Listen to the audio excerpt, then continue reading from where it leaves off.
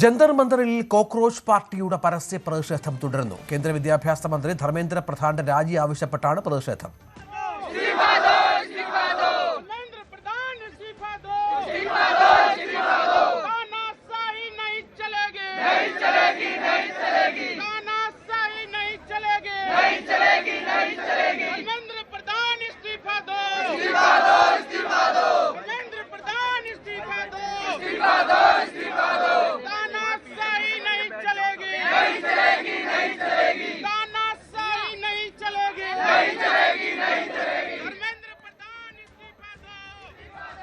Party സ്ഥാപകൻ അഭിജിത് ദീപ്കെ രാവിലെ ഡൽഹിയിലെത്തി. വിമാനത്താവളത്തിൽ ഡൽഹി പോലീസിലെ ഉന്നത ഉദ്യോഗസ്ഥർ CJP നേതാവ് അഭിജിത് ദീപ്കയുമായി നടത്തിയ ചർച്ചയ്ക്ക് ശേഷമാണ് പ്രതിഷേധത്തിന് അനുമതി നൽകിയത്.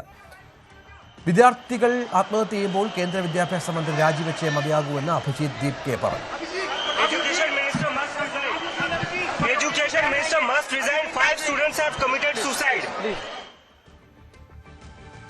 അംബേദ്കറുടെ ആത്മകഥയുമായാണ് അഭിജിത് ദീപ്കെ വിമാനത്താവളത്തിന് പുറത്തെത്തിയത്. CJPയുടെ പ്രതിഷേധം കണക്കിലെടുത്ത് വലിയ സുരക്ഷാ വലയത്തിലാണ് ഡൽഹി.